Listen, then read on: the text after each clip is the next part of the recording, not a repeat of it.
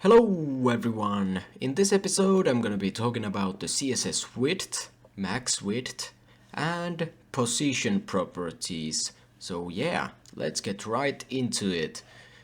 Right now this viewport over here is kind of cramped. I cannot scroll, so I'm gonna take the body element and I'm gonna add a margin bottom 400 pixels.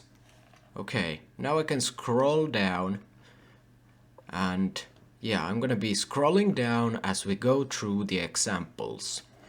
Okay, I'm gonna go ahead and create the first one. So let's add an, let's say, horizontal rule, H3. So, what is the difference between width and max width? Alright, so I'm gonna show exactly that to you right now. Let's create a div element. Div with the class of example1. And let's say this has a width 500 pixels. Okay, then we are going to create another div element. I'm gonna add a break tag, and then div class will be example2, and this div or this has a max width 500 pixels. Alright, then I'm gonna go to the style sheet. I'm gonna take the example 1 and I'm gonna add a border. Let's say 1 pixel solid black. Black is the default value, we don't have to write that in. I'm gonna margin 0 auto, so it will center a line by itself. And then I'm gonna give it a width of 500 pixels. Okay, let me actually open this over here. Alright, so this has a width of 500 pixels. Let's go back over here. Let's take the example 2. I'm gonna add a border 1 pixel solid. I'm gonna center align this.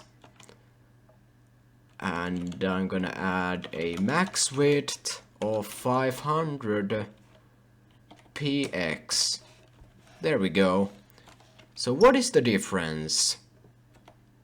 So the difference is that this element has a width of 500 pixels. It will always be that way.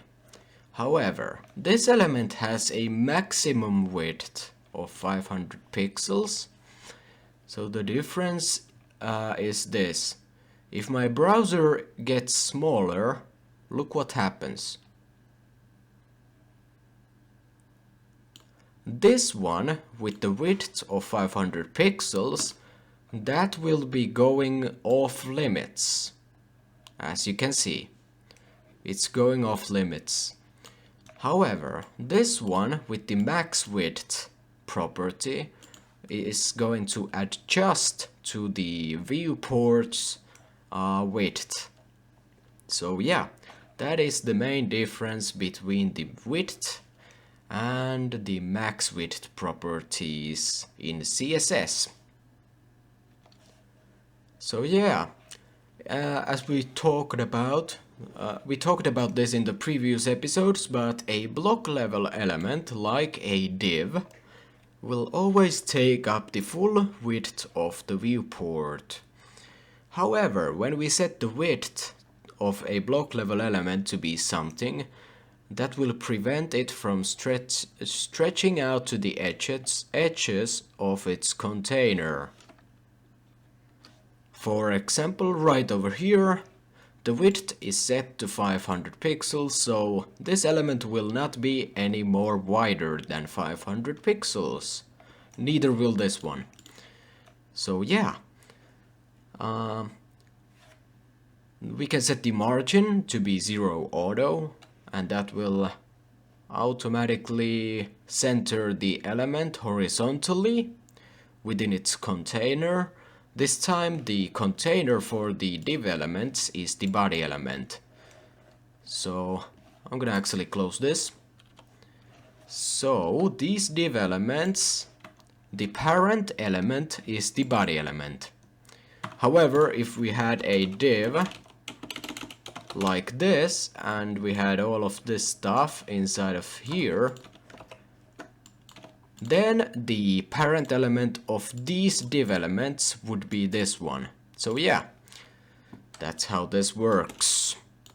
Anyways, let me reverse these changes. And yeah.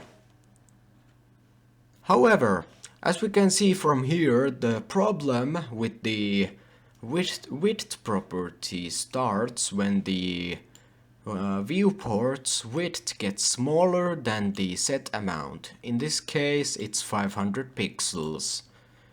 So it will go off limits and it will add a horizontal scroll bar. So yeah,